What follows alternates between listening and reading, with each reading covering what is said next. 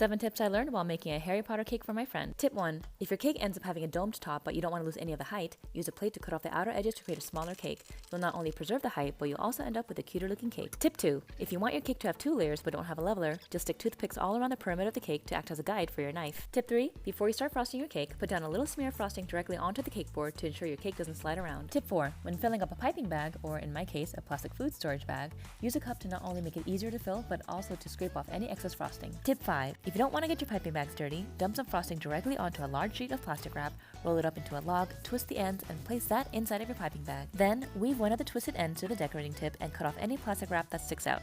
This trick allows you to have practically zero mess and makes it much easier to change out the tips. Tip 6. To make sure your cake doesn't have little crumbly bits everywhere, make sure to create a crumb coat, which is basically a very thin layer of frosting all over your entire cake to ensure that all the crumbs stay in place. Let it chill in the fridge for 2 to 3 hours and then frost the cake properly. Tip 7. Use toothpicks to outline the letters to create a stencil. If you mess up, you can easily wipe it away.